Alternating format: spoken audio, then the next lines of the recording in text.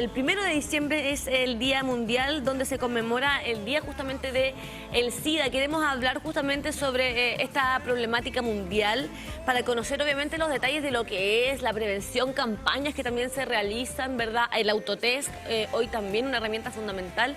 Está con nosotros el doctor Álvaro Yancaqueo, quien es infectólogo del Hospital Las Higueras y a quien saludamos a esta hora de la mañana. ¿Cómo está, doctor? Es un gusto, un lujo el poder tenerlo aquí para justamente hablar de una realidad que aqueja a un porcentaje de nuestra población.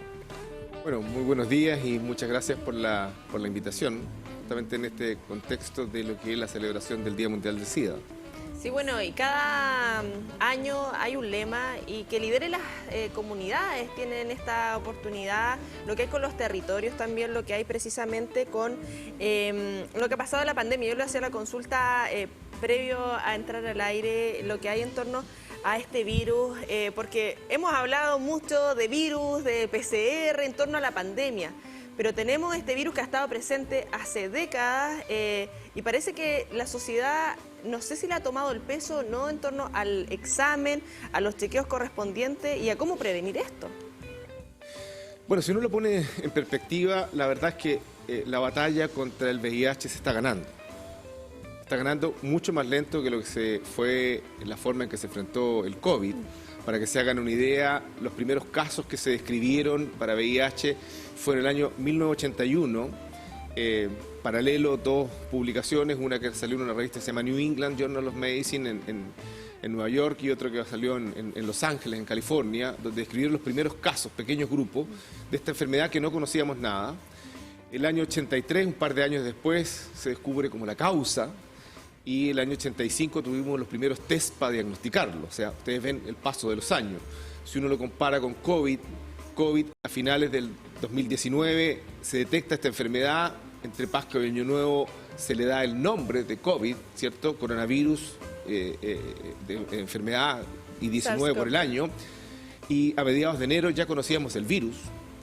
Y a fines del mismo año, del 2020, ya teníamos la vacuna y ensayos con varios medicamentos. O sea, un poco para ver que el mundo no es comparable de lo que era en los años 80, de lo que era ahora, en que el SIDA llegó a ser la primera causa de muerte en Estados Unidos, por ejemplo, entre personas entre 20 y 45 años. Muy por encima de otras causas que son causas de muerte en jóvenes o personas jóvenes, como son los accidentes de tránsito, los suicidios, algunas enfermedades neoplásicas muy precoces. Así que el cambio es importante. En estos momentos a nivel mundial calculamos que tenemos alrededor de 40 millones infectados vivos, pero arrastramos otros casi 40 millones de pacientes que murieron, sobre todo en las primeras etapas en las cuales no teníamos tratamiento.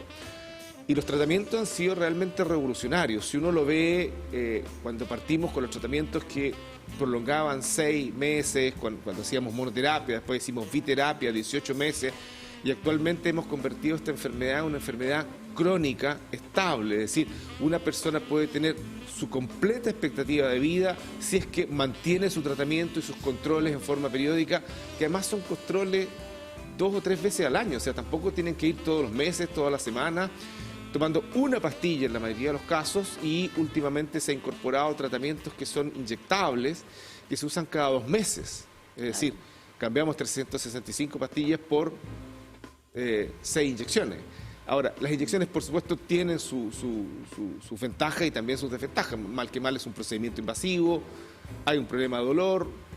Son 2 inyecciones que se colocan además profesionalmente, no se autocolocan, digamos. Pero es un avance también, sobre todo para aquellas personas que tienen alta movilidad, que estaban esperando estos tratamientos.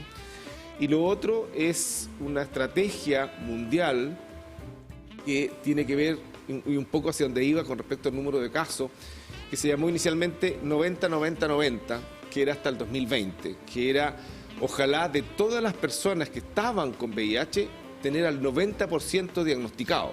Porque hay muchas personas que no sabían de su condición de infección, porque no se habían hecho el examen o porque habiéndose hecho el examen nunca fueron a buscar resultados, nunca hubo esa preocupación. Y de ese 90% que está diagnosticado, ojalá tener el 90% en control, y de ese 90% en control con tratamiento, además que estén indetectables, o sea, con el virus controlado, como es lo que se logra con la mayoría de los tratamientos. Y eso el 2020 cambia a 95, 95, 95. O sea, estamos llegando a niveles muy altos. Y hay situaciones, por ejemplo, como en el mundo desarrollado, lo cual ellos esperan reducir en casi un 30, 40% los nuevos contagios, porque ya sabemos cómo se contagia. Y al 2030 la proyección es que van a disminuir en un 90% los contagios. Ahora, nosotros tuvimos nuestro pic el año 2018, la mayor cantidad de contagios por año, y de ahí se nota como una tendencia a disminuir. No al nivel que quisiéramos, pero sí hay una tendencia que, primero, se infectan menos y además se mueren menos. Se complican menos. Hablamos de una positiva evolución que tiene relación con la medicina, ¿verdad? Con todo lo moderno que hoy hace comprender que el SIDA está más controlado que años anteriores. Pero qué tan importante se hace hoy día hablar también de la educación, para obviamente el autocuidado, para obviamente hacernos las evaluaciones pertinentes, para que justamente vayamos catastrando, ¿verdad?, cuáles son las personas justamente infectadas y así no seguir propagando la enfermedad. Claro, si uno lo ve en una perspectiva mucho más global, nosotros hablamos actualmente de una cosa que se llama una salud, One Health, que quiere decir que la salud es un tema muy complejo que va desde cosas como, por ejemplo, en el área de mi especialidad, de la infectología. Si nosotros le damos, por ejemplo, antibiótico en el área agrícola, en el área de la piscicultura, en el área ganadera, eso va a impactar en la resistencia que van a tener los antibióticos con nosotros. Sí. Si nosotros hacemos educación, lo que vamos a hacer es que primero las personas no se contagien. Ya sabemos cómo es el contagio del VIH y por tanto sabemos cómo evitarlo. Y existen varias medidas, de las cuales una de las que más se habla es el uso de preservativo, pero esa es una sola de las medidas que hay. Después está el tratamiento, por ejemplo, que es una cosa que nosotros le damos medicamentos a personas que son, por ejemplo, parejas serodiscordantes. Uno es positivo, claro, el otro es negativo. Entonces hacemos una cosa que se llama PrEP, que es la profilaxis preexposición, en la cual la persona que está infectada tiene que estar en tratamiento y lograr niveles de viremia indetectable. Y además la persona que no está infectada y que tiene riesgo de infectarse, nosotros le damos un tratamiento para que si el virus llegara a entrar, nosotros podamos controlarlo y con eso reducir el número de contagios. Además, los tratamientos tienen una ventaja, que las personas que están con infección por VIH y que están en tratamiento, el tratamiento, al hacer la carga viral indetectable, al tener un control muy importante del virus, que no es la erradicación, pero sí el control, esas personas contagian mucho menos, por lo tanto la diseminación también se controla. Es decir, la educación es a la población general no infectada, que es, primero, existen métodos eficaces de control de la enfermedad, a las personas que están en riesgo, por ejemplo, que tienen riesgo porque, por ejemplo, tienen relaciones sexuales con una persona que sí es positiva, y tenemos herramientas como el PrEP, y también tenemos la situación de que los pacientes infectados, al controlarse y tratarse, no contagian, y eso impacta en la diseminación del virus. Sí, importante y algo que hablamos constantemente y es transversal en muchas cosas es la prevención. Como señalaba Doc, sabemos cómo se contagia, lo que hay en torno también al desafío con nuevas generaciones, quizás pensando también para mantener esas cifras que nos habla que se ha ido a la baja, lo que vamos evolucionando en cuanto a los tratamientos, al diagnóstico, y precisamente en el diagnóstico hubo una actividad de lanzamiento y de visibilidad precisamente acá en la Universidad de Concepción con el autotest, lo que permite también que esto sea más ágil, más rápido, también más íntimo, más privado. Muchas veces hay personas que quizás por temor ir a un laboratorio, ir al médico, no se realizan los exámenes, y me imagino que dentro de todo esto también se va a tener, o uno espera también tener más números, más personas que aún no sabemos su diagnóstico. Claro, eso, la verdad es que hay una estrategia que nosotros llamamos cero. Cero lo escriben con Z porque está en inglés, pero cero se refiere a cero. ¿Qué significa esto? Primero, ojalá cero contagio. Ya sabemos cómo se contagia y tenemos métodos eficaces de prevención. Después, cero muerte, porque si el paciente ya se contagió, sabemos que si nosotros le damos tratamiento, el paciente va a vivir una expectativa de vida prácticamente normal. Por tanto, ya no deberían morirse. Los que se mueren son los que o no consultan o no se tratan. Después están los pacientes que no se enferman y no hacen complicaciones, lo cual nos disminuye la carga de enfermedad en nuestros hospitales, en nuestras consultas. Claro. Y también está cero transmisión vertical, o sea, una madre infectada actualmente puede con tratamiento no transmitirle el VIH al niño en un 99 o más %. De hecho, muchas de las estadísticas muestran que con este tipo de tratamientos actuales la transmisión es prácticamente cero. Lo que nos va quedando, y un poco hacia donde apunta, es que la cero discriminación, eso no hemos llegado, estamos lejos de eso, porque los pacientes todavía son fuertemente discriminados por muchas razones, digamos. Pero esa es una cosa en la que estamos al debe, pero en el resto yo creo que vamos avanzando. Ahora, el tema del autotest, esto permite, por ejemplo, a alguien, si tiene factores de riesgo o tiene sospecha, hacerse un examen en cierto modo protegido de su identidad. Pero eso es una parte, porque si nos volvemos a esto del 90-90-90, la primera parte es diagnosticar. Ojalá diagnosticar a todos, pero por lo menos al 90 y ojalá llegar al 2025 al 95. Pero después de eso vienen dos etapas. Una, el iniciar controles y tratamientos, y con el tratamiento lograr carga viral indetectable y el control del virus, que es el que permite a los pacientes recuperar su inmunidad y controlar el virus y disminuir la contagiosidad. Doctor, quería preguntarle también por los protocolos que son los necesarios al minuto de diagnosticar, digamos, esta patología. ¿Qué es lo que viene, por ejemplo, en caso de que hoy día personas se hagan estos autotest y justamente les dé positivo? A ver, lo primero es que tienen que acudir a los sistemas de salud para poder controlarse, iniciar control y saber que hay un tratamiento altamente eficaz. Y esto, por supuesto, el principal problema, como decía, siendo la discriminación en el punto en que estamos al debe, hacerlo y acudir a los equipos de salud para que sean acogidos, tratados, controlados, con las correspondientes condiciones de confidencialidad de esta situación, porque, como les digo, lo que va quedando al debe en estos momentos, yo diría, es el tema de lo que es la discriminación.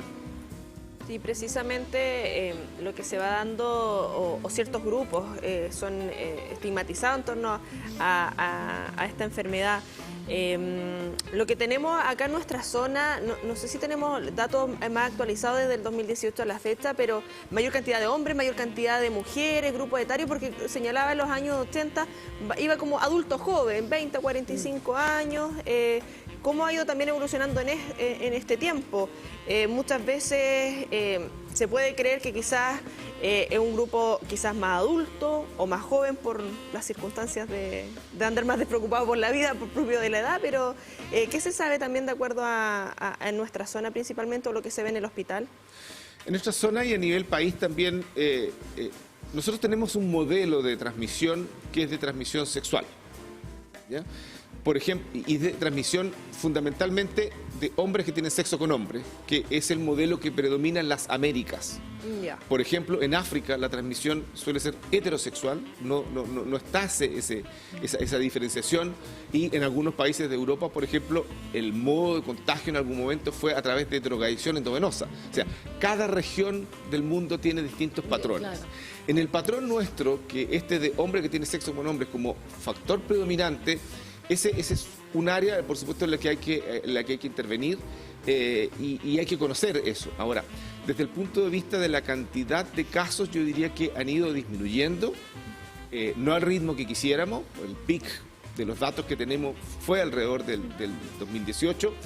Y por lo tanto, una de las cosas que hay que hacer son estrategias de enfocar. Como usted decía, entre 20 y 45 años tiene que ver con el mecanismo de transmisión. ¿Por qué? Porque el mecanismo de transmisión más potente, que es más del 90 y tantos % de los casos, es transmisión sexual.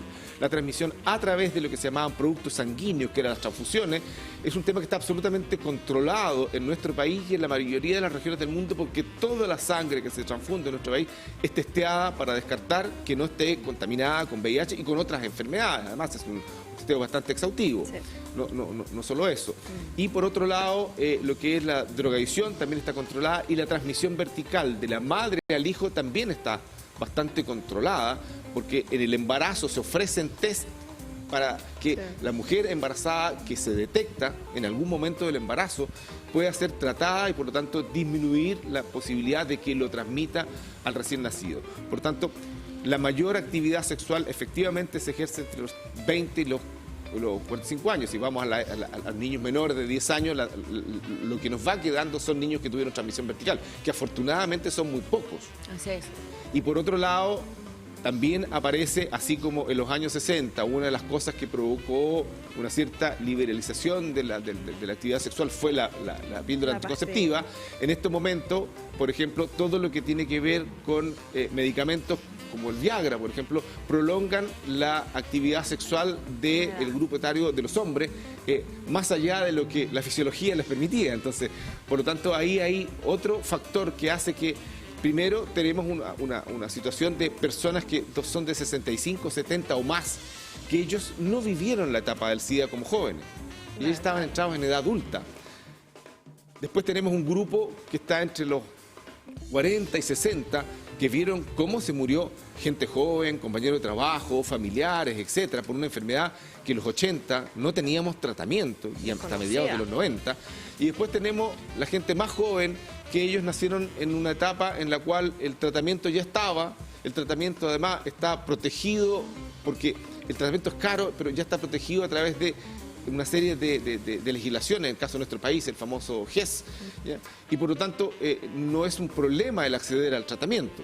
Doctor, vamos a ir a continuación a ver una nota que tiene justamente relación con esta nueva forma de este autocontrol, de este autotest, gracias a la radio UDEC, ¿verdad? En su dial 95.1, una información que está justamente dentro de los medios de comunicación de nuestra Universidad de Concepción. Y aquí tenemos, ¿cierto?, la información que obviamente tiene relación con, esta actividad desde el hall de la Facultad de Química de la Universidad de Concepción. El Cerime de Salud Eduardo Barra Jofré, ¿cierto?, lanzó a nivel regional la estrategia de autotest del VIH dispuesta por la cartera oportunidad, en la que se hizo entrega de 6.000 kits a los 4 servicios de salud de la zona Constanza. Sí, una de las últimas notas realizada por el periodista Fernando Velázquez en Radio Universidad de Concepción, y de acuerdo a lo que aparece más abajo, la situación regional, los datos relativos al VIH en el Biobío muestran que en 2002 se registraron en total 206 casos nuevos, lo que 181 corresponden a hombres y 25 mujeres. Para la detección de los mismos fueron efectuados 51.604 test por vía venosa y 8.313 pruebas rápidas. Ahí, en cuanto al alcance del tratamiento de terapia retroviral, lo que comentaba el doc anteriormente, en 2022 se contabilizaron 2.892 personas atendidas, de las que 1.695 corresponden al Servicio de Salud Concepción, 640 al de Talcahuano, 419 al de Biobío y 138 al de Arauco. Dentro de lo que nos va entregando, y claro, como señala, lo que pasa acá tiene mayor relevancia en los hombres. Para ir finalizando, Doc, lo importante del examen, de lo que se realiza con estas campañas, de lo que busca precisamente este 1 de diciembre, donde sabemos que no se necesita un día para preocuparnos de la enfermedad en sí, pero sí necesitamos como medios muchas veces agilizar todo esto o articular todo esto en este tema, porque precisamente se vienen también épocas de verano, muchas veces se hacen campañas en las playas, hay personas que dicen, oye, pero no voy a hacer el test, que se va a demorar. Lo que hemos avanzado y lo que podemos también evitar a largo plazo si nos testeamos a tiempo y tenemos el diagnóstico a tiempo. Sí, bueno, el autotest es una cosa que contribuye a diagnosticar sobre todo a aquellas personas que no están diagnosticadas. Pero es muy importante saber de que estos test tienen que ser confirmados. Claro. La ventaja del autotest es la facilidad práctica de hacerlo. En el fondo viene un kit en que viene una cosa para hacerse la punción. Lo vamos a hacer más ratito. Vamos a ver una cosa en la cual ustedes pueden después depositar esta gota, hacer el test y leerlo personalmente. Pero esa es la primera parte, porque si esa persona se diagnostica, pero no acude, no se confirma, no se controla y no recibe el tratamiento, en realidad quedamos exactamente igual. Entonces, es muy importante, porque aquí yo diría que el eje del control de la enfermedad pasa por un lado por el diagnóstico, pero por otro lado por el tratamiento, que es altamente eficaz. Nosotros tenemos en una pastilla medicamentos de altísima eficacia, con mínimos efectos adversos. La mayoría de los pacientes no tienen ningún efecto adverso, y además, otra cosa, tienen muy poca interacción de medicamentos. Una de las cosas que a nosotros nos ha pasado es que nuestros pacientes que se infectaron cuando tenían 30 o 40 años, hace 20 años atrás, hace 30 años atrás, ahora tienen 50, tienen 60, entonces tienen diabetes, tienen hipertensión, tienen otras enfermedades asociadas, y estos medicamentos además tienen una muy baja tasa de interacción, por lo tanto pueden tomarse sus medicamentos para las otras enfermedades con un nivel de seguridad altísimo. Antes nosotros teníamos que hacer una serie de ajustes porque les subía el colesterol, porque les cambiaba los triglicéridos, porque se les cambiaba incluso la fisonomía, se les cambiaba, por ejemplo, lo que era la cara, se chupaba porque se les producía una lipodistrofia que llamábamos nosotros, se les sacaba las grasas de la cara, de las extremidades, se le iba al abdomen. Entonces uno a veces incluso veía en la televisión, dice, uno ya sabía quién estaba tomando o no dentro del mundo artístico, por ejemplo, por ponerles un ejemplo. Y ahora en estos momentos los efectos casi no existen, son altísimamente seguros, de un nivel además de tolerancia en que es muy, muy seguro. Son una generación de medicamentos con las cuales contamos en nuestro país y a nivel mundial que son de altísima calidad. Doctor, agradecerle la instancia de poder hoy día estar con nosotros recorriendo un tema que nos parece fundamental a nivel salud para nuestro país, así que mucha suerte en todo este camino también dentro del área de la salud, a todo el equipo que encabeza también, ¿verdad?, el Hospital Higueras de Talcahuano, así que nos vemos en una nueva instancia, va a seguir hablando de temas tan interesantes como el que hoy día nos trae. Bueno, muchas gracias, espero que año a año vayamos contando novedades positivas en la lucha contra esta enfermedad, que debemos avanzar hacia la erradicación, algo que parecía imposible. Hay una historia que cuenta que nosotros vivimos una etapa de devastación en que se nos morían todos los pacientes. Después pasamos a una etapa de acción e investigación en la cual la ciencia, el mundo científico ideó las herramientas y ahora estamos avanzando hacia la erradicación y eso no es una utopía, es una realidad que podemos alcanzar. Así que yo creo que las novedades en VIH son muy buenas en general.